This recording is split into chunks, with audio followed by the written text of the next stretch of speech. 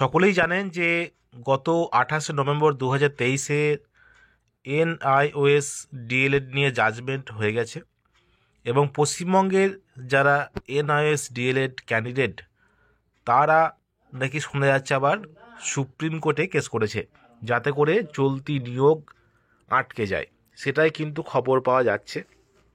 তো এ প্রসঙ্গে একটা কথা বলার যে যেহেতু মহামান্য সুপ্রিম কোর্টের জাজমেন্ট হয়ে গেছে, রিপোর্টেবল জাজমেন্ট, সেটাকে কখনো পরিবর্তন করা সম্ভব নয়। কোনো ক্রমে সুপ্রিম কোর্টের জাজমেন্ট কখনো পরিবর্তন হয় না। যেহেতু উত্তরাখণ্ডের যে রিক্রুটমেন্ট, সেখান থেকে গেছিল এনআইওএস ডিএলএড মামলাটি এবং সেখানে কিন্তু এনআইওএস ডিএলএড হেরে যায় এবং তারা রিক্রুটমেন্টে মানে ফ্রেশ রিক্রুটমেন্টে কিন্তু আর বসতে পারে না। এ বিষয়ে গত যে রিক্রুটমেন্ট প্রসেস থেকে কিন্তু বিহার সরকার বাদ দিয়েছে মহামান্য সুপ্রিম কোর্টের রায় অনুযায়ী, এবং গত কয়েকদিন আগে আসাম সরকারও কিন্তু বাদ দিয়েছে এনআইওএস ডিএলএডদের। তো পশ্চিমবঙ্গের ডিএলএড যারা আছেন, এনআইওএস ডিএলএড যারা আছেন, তারা কেস করে যাতে 11,765 রিক্রুটমেন্টটাকে কোনো ক্রমে আটকানো যায় সেই বিষয়ে। তো অনেক বছর ধরে চলছে এবং বহু রকমভাবে আটকানোর চেষ্টা হয়েছে।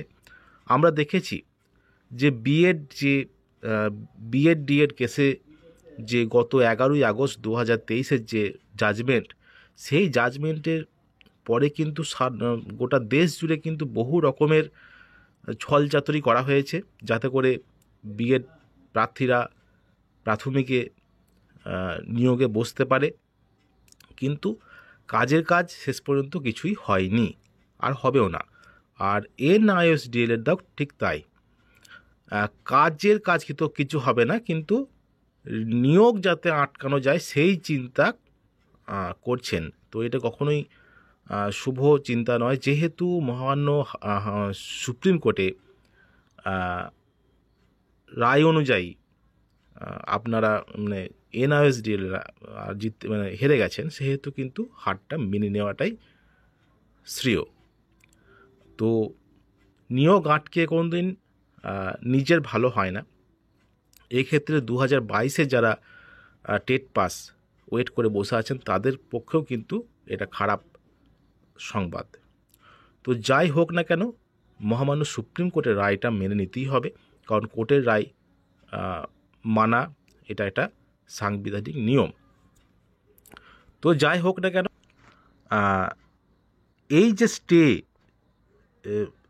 কোনো বিএড মামলাতে কোনো নিয়োগে স্টে ফেলতে পারেনি, আর এই এনআইওএস মামলাতেও কোনো স্টে ফেলতে পারবে না বলেই মনে হয়, পারবে না।